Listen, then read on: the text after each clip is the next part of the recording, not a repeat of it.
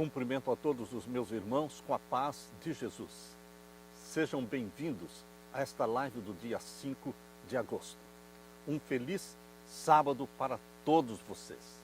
Antes de começar, vamos orar.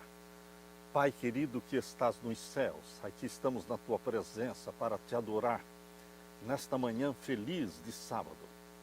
Pai amado, em nome de Jesus, nos aproximamos do teu trono de graça, suplicando o derramamento do Espírito Santo sobre mim e os meus irmãos nesse momento.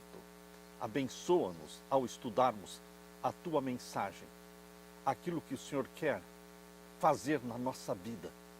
Dá-nos o Espírito Santo para entendermos a mensagem que o Senhor destinou à igreja de Laodiceia. Nós, esta última geração, derrama sobre nós a tua bênção, Pai. Em nome de Jesus que pedimos. Amém, Senhor. Meus queridos, desejo a todos, mais uma vez, um feliz sábado para vocês. Aqui estamos para estudar mais uma vez a palavra de Deus. Hoje nós vamos nos concentrar na carta que Jesus escreveu para a igreja de Laodiceia. São 7 cartas, esta é a última carta para Laodiceia. Queridos, convido todos vocês para abrirem a Bíblia em Apocalipse capítulo 3. Apocalipse capítulo 3, vamos ver então os versos 14 até o verso 22. Vamos ler. E ao anjo da igreja que está em Laodiceia, escreve: Isto diz o Amém, a testemunha fiel e verdadeira, o princípio da criação de Deus. Eu sei as tuas obras, que nem és frio e nem quente. Oxalá foras frio ou quente. Assim, porque és morno e não és frio e nem quente, vomitar-te-ei da minha boca. Como dizes, rico sou e estou enriquecido e de nada tenho falta, e não sabes que és um desgraçado e miserável e pobre e cego e nu. Aconselho-te que de mim compres ouro provado no fogo, para que te enriqueças, e vestidos brancos para que te vistas, e não apareça a vergonha da tua nudez, e para que unjas os teus olhos com colírio, para que vejas. Eu repreendo e castigo a todos quantos amo. Sê, pois, zeloso e arrepende-te. Eis que estou à porta e bato. Se alguém ouvir a minha voz e abrir a porta, entrarei em sua casa, e com ele cearei, e ele comigo. Ao que vencer, lhe concederei que se assente comigo no meu trono, assim como eu venci e me assentei com o meu Pai no seu trono. Quem tem ouvidos, ouça o que o Espírito diz às igrejas. Meu querido irmão, minha querida irmã, esta é a carta que Jesus escreveu para nós, igreja de Laodiceia, a última igreja na história desta terra. O título dessa mensagem: Deixe Jesus entrar. Meu querido, é um apelo de Jesus especialmente para os laodiceanos.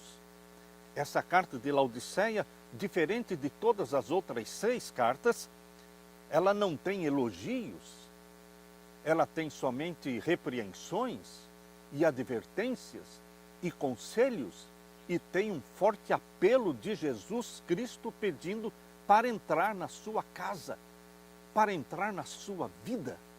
Ele está batendo a porta do seu coração, ele está do lado de fora. Mas quem vai abrir a porta do coração e deixar Jesus entrar? Você pode abrir, eu posso abrir. Esta carta termina mostrando Jesus à porta, batendo, pedindo para entrar. Se alguém ouvir a minha voz, disse Jesus, e abrir a porta, eu entrarei em sua casa, e com ele cearei, e ele comigo. Esta mensagem Jesus escreveu através do profeta João na ilha de Patmos no 1º século. E em 1876, a serva de Deus, Ellen White, ela escreveu o seguinte: a mensagem laodiciana aplica-se ao povo de Deus que professa crer na verdade presente.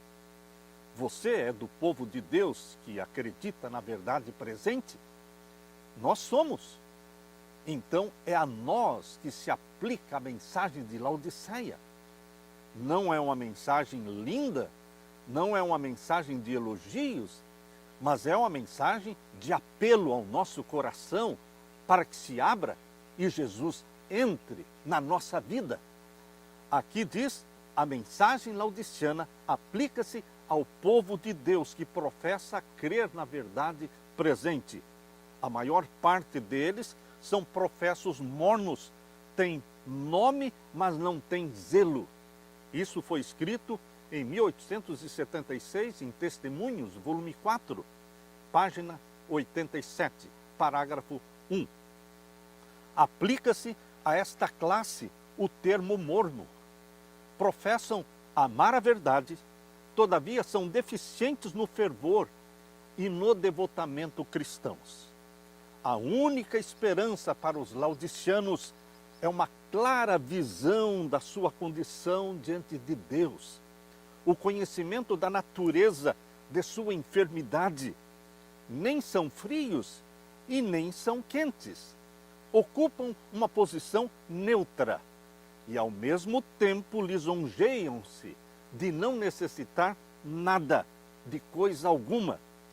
A testemunha fiel, que é Jesus, aborrece a mornidão. Causa-lhe desgosto a indiferença dessa classe de pessoas. Testemunhos, volume 4, página 87. Meu querido irmão, se lá no ano de 1876, Deus escreveu através da sua serva estas mensagens direcionadas à igreja de Laodiceia, que dizer da igreja hoje?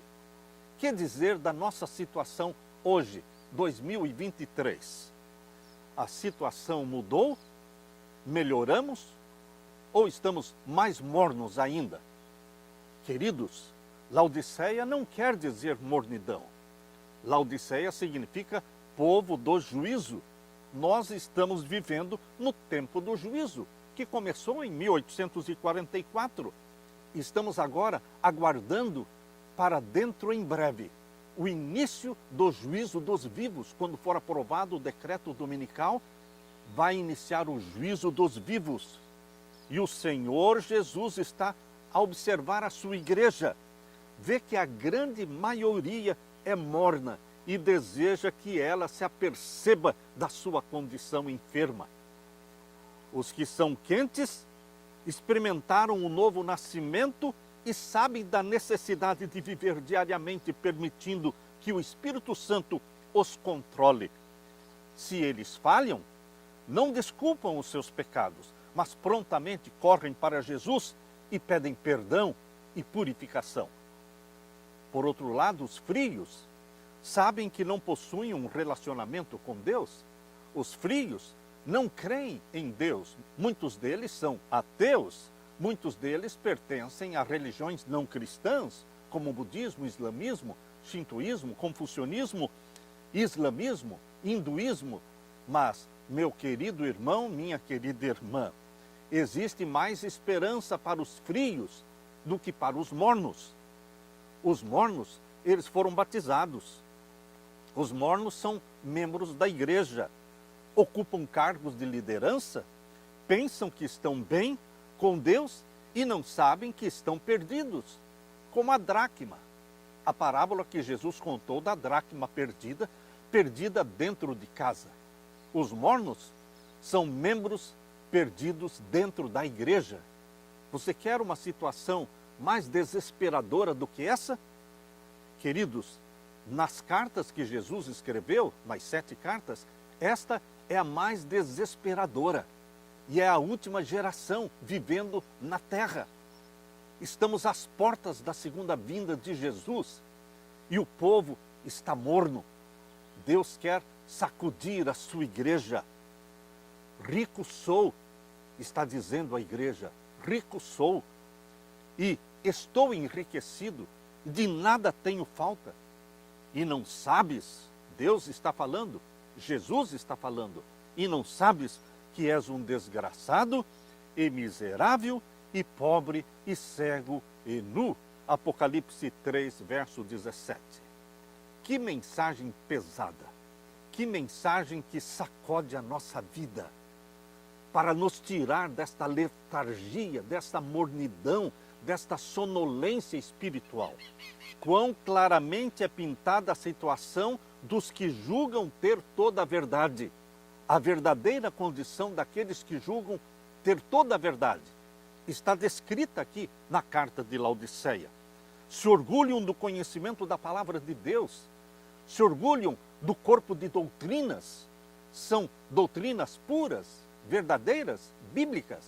Mas, queridos, ao passo que o poder santificador do Espírito Santo ainda não foi sentido na sua vida, se a vida interior de muitos que professam a verdade presente, se a vida interior deles fosse mostrada, revelada, eles não se orgulhariam de ser cristãos, teriam vergonha.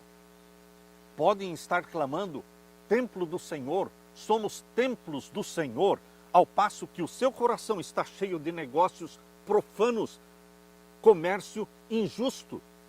Os pátios do templo da alma podem ser guarida de inveja, guarida de orgulho, paixão, ruins suspeitas, amargura e formalismo vazio. Cristo olha com tristeza para o seu povo laodiciano, professo cristão laodiciano, que se sente rico, que se sente abastado no conhecimento da verdade presente e que se acha, todavia, destituído da verdade na vida e no caráter. A obra interior da graça no coração está em falta. Que maior engano pode sobrevir à mente humana do que a certeza de estar certo quando estamos totalmente errados? A mensagem da testemunha verdadeira encontra o povo de Deus em triste engano, todavia sincero nesse engano. Sinceridade no engano não salva. Quantos de nós, queridos irmãos e irmãs, quantos de nós somos sinceros no engano? Muitas vezes pensamos que a mornidão significa que não estamos trabalhando o suficiente para Deus, mas não é isso que mornidão quer dizer.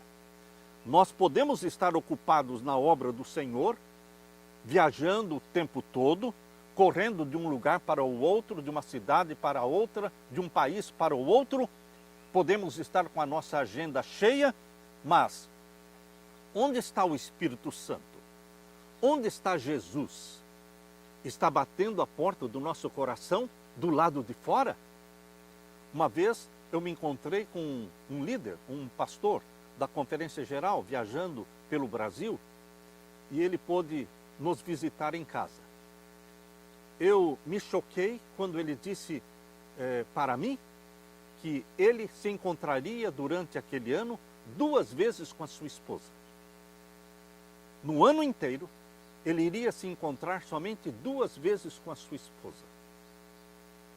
Eu pergunto, meu querido irmão, minha querida irmã, está trabalhando para o Senhor? Sim. Está viajando? Está fadigado? Está com a agenda cheia? Sim. Mas é isso que Deus pede? É isso que Deus pede? Encontrar-se com a família somente 2 vezes no ano? Por isso que Jesus Cristo está falando para você, laodiciano, para mim também. Podemos estar trabalhando para Deus, mas não sabemos que somos miseráveis, pobres, cegos e nus. Quando percebermos nossa condição, Jesus tem o remédio. O remédio de Jesus está em Apocalipse 3 e o verso 18. Aconselho-te que de mim compres ouro provado no fogo, para que tenha riquezas, e vestidos brancos para que te vistas, e não apareça a vergonha da tua nudez, e que unjas os teus olhos com o colírio para que vejas. O ouro provado no fogo é a fé que opera pelo amor. Somente isto nos pode pôr em harmonia com Deus. Isto é o que está em Parábolas de Jesus, na página 79. Ali diz que o ouro provado no fogo é a fé que opera pelo amor. Nós precisamos deste amor. Nós precisamos desta fé que opera pelo amor. Gálatas capítulo 5, verso 6 diz: porque em Jesus Cristo nem a circuncisão, nem a incircuncisão tem valor algum, mas sim a fé que opera pelo amor. O que vale para Deus, o que tem valor para Jesus, é a fé que opera pelo amor. E está faltando esta fé que opera pelo amor na igreja de Laodiceia. Por isso Jesus está dizendo: aconselho-te que de mim compres este ouro, que é a fé que opera pelo amor. O homem precisa de um poder fora dele. Homens e mulheres, precisamos de um poder que está fora de nós, acima de nós mesmos, para nos restaurar à semelhança de Deus. Mas o fato de precisarmos deste poder que vem de Deus não significa que nós não precisamos fazer nada. A fé, por parte sua e minha, é necessária, pois a fé opera por amor e purifica a alma. As vestes brancas são a justiça de Cristo que deve ser implantada no caráter. A pureza do coração, dos motivos, caracterizará todo aquele que estiver lavando as suas vestes e as branqueando no sangue do Cordeiro. Nesta vida, meus queridos, é que deveremos trajar as vestes da justiça de Cristo.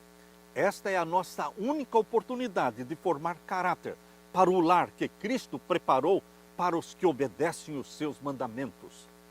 O colírio oferecido por Jesus é o Espírito Santo. Queridos, o Espírito Santo nos convence dos pecados internos, externos, pecados da mente. Jesus Cristo quer nos purificar. Se um pecado for nutrido na alma, veja o que Deus escreveu no livro Desejado de Todas as Nações, página 215, parágrafo 2. Se um pecado for nutrido na alma, ou uma prática errônea conservada na vida, todo ser será contaminado. O homem torna-se instrumento da injustiça. Queridos, precisamos confessar todos os pecados. E o sangue de Jesus, 1 João 1,7, o sangue de Jesus é poderoso para nos perdoar e nos purificar de todo o pecado. O que deveremos fazer, meu querido irmão laodiciano?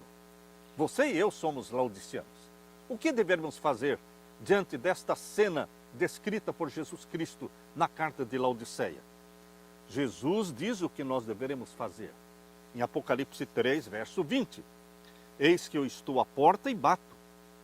Se alguém ouvir a minha voz e abrir a porta, entrarei em sua casa e com ele cearei e ele comigo. É triste pensar que Jesus está do lado de fora. Não existe tempo para Jesus. Nas reuniões, nas comissões, nas juntas, queridos, Jesus quer participar. E Jesus vai derramar o Espírito Santo para controlar e dirigir as decisões das comissões da igreja, das mesas administrativas. Jesus quer derramar o Espírito Santo. Por isso ele está insistindo, batendo a porta, pedindo para entrar. Quão disposto está Cristo para tomar posse do templo da nossa alma, se o deixarmos entrar? E ele é representado aqui como esperando e batendo a porta do coração. Então, por que não entra? É porque o amor do pecado fechou a porta do coração. Logo que consintamos em renunciar ao pecado, romper com o pecado, reconhecendo a nossa culpa, então será removida a barreira entre a alma e o Salvador. Vi que muitos têm tanto lixo empilhado na porta do coração que não conseguem abri-la. Alguns têm dificuldades entre eles e os seus irmãos para remover este lixo que está bloqueando a porta. outros têm temperamentos malignos, outros têm cobiça egoísta para remover antes que possam abrir a porta. Outros rolaram o mundo diante da porta do coração, trancando-a. Todo esse lixo deve ser retirado e então poderão abrir a porta e dar as boas-vindas para Jesus. A expulsão do pecado, meu querido irmão, minha querida irmã, a expulsão do pecado é o ato da própria alma. Você e eu precisamos tomar a decisão de expulsar o pecado da nossa mente, da nossa vida. É uma decisão que ninguém pode tomar por você. É uma decisão que depende de você, de mim. Por quê? Porque a expulsão do pecado é o ato da própria alma. Isto está no livro Desejado de Todas as Nações, página 328, parágrafo 6. A expulsão do pecado é o ato da própria alma. Na verdade, não possuímos capacidade para nos livrar do controle de Satanás. Mas quando desejamos ser libertos do pecado e na nossa grande necessidade clamamos por um poder fora de nós e a nós superior, as faculdades da alma são revestidas da divina energia do Espírito Santo e obedecem aos ditames da vontade no cumprir o querer de Deus. Humilhemo-nos diante de Deus. Façamos sinceros esforços para esvaziar o templo da alma de todo orgulho, toda inveja, todo ciúme, esvaziar a nossa alma de todas as suspeitas e críticas. Limpemos as mãos, nós pecadores, limpemos as mãos, e nós de duplo ânimo, mente dividida, purifiquemos o coração. Vamos sentir as nossas misérias, vamos lamentar e chorar, converter o riso em pranto e converter o gozo em tristeza. Humilhemo-nos perante o Senhor e Ele nos exaltará. Queridos, isso foi escrito em Testemunhos, volume 5, página 163. Como eu faço então, meu querido irmão? Como deveremos agir? Aqui vamos sugerir uma oração de entrega, desejo de romper, de expulsar o pecado. Oremos ao Senhor assim: Senhor, aqui está o meu coração, com todos os pecados que existem nele.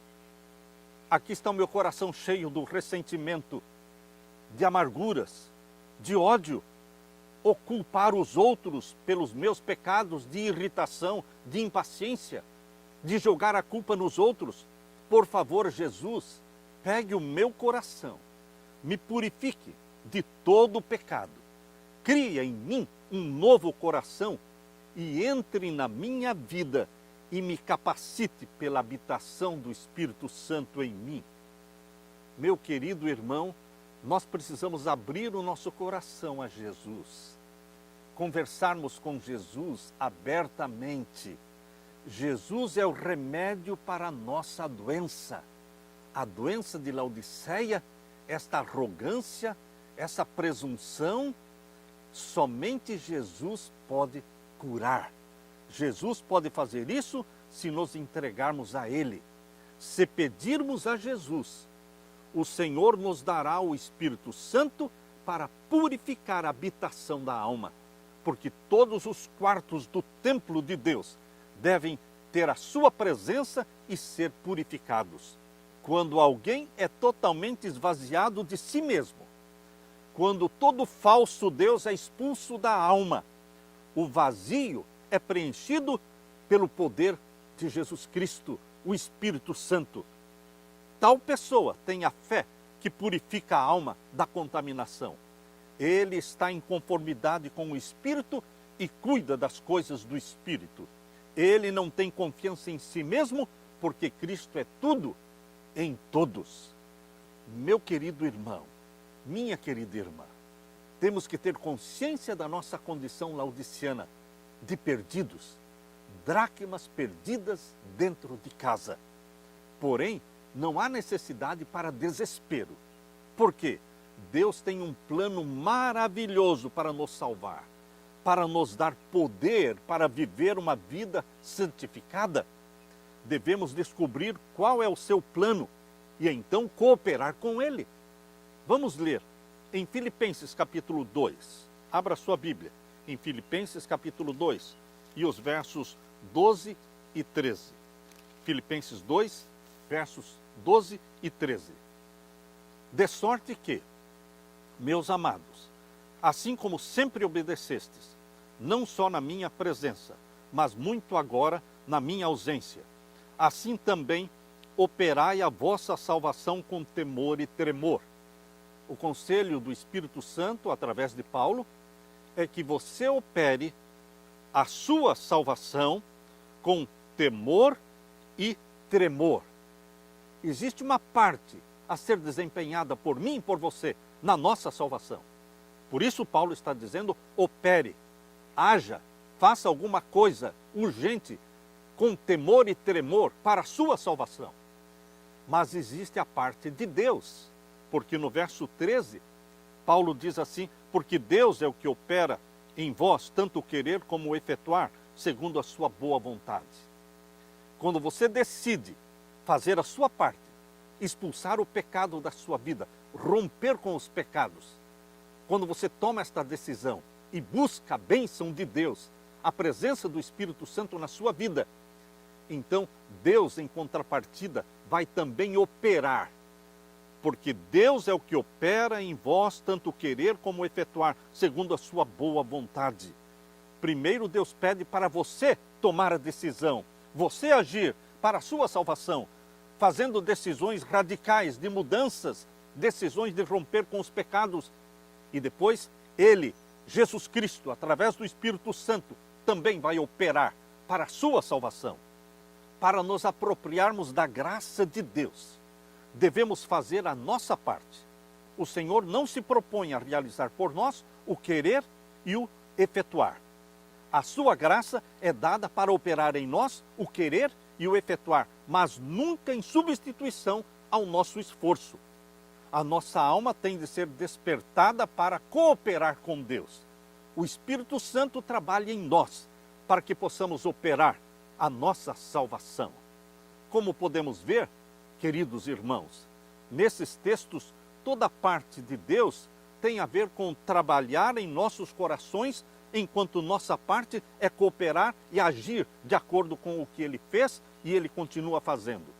Não tente por suas próprias forças manter o seu coração santo. O poder vem de Deus, através do Espírito Santo. Convide Jesus para entrar e mexer com a sua vida e fazer morada em você. Ore a Jesus Cristo, dizendo, Senhor, aqui está o meu coração, com todos os pecados que existem nele. Meu ressentimento, minha amargura, meu ódio, ou culpar os outros pelos meus pecados de irritação e impaciência, eu entrego nas tuas mãos, querido Jesus, a minha vida. Toma o meu coração. Eu abro a porta do meu coração. Entre, venha fazer morada em mim, cear comigo em minha casa. Derrama sobre mim o teu Santo Espírito. Vive em mim, Santo Espírito. Usa-me para a honra e glória do teu nome. Dá-me a tua bênção, para que eu seja uma bênção. Ajuda-me para que eu possa ajudar as pessoas. Dá-me para que eu possa dar. Querido Pai que estás nos céus, eu peço que Jesus Cristo habite em mim pelo poder do Espírito Santo. É em nome de Jesus que eu suplico e agradeço. Amém e amém. Meu querido irmão, deixo com você esta mensagem de apelo de Jesus a Laodiceia. Nós somos a igreja de Laodiceia. Nós precisamos deixar Jesus entrar e viver em nós. Que Jesus habite no seu coração, meu querido irmão, minha querida irmã. Deixo com vocês a paz de meu Jesus. Amém.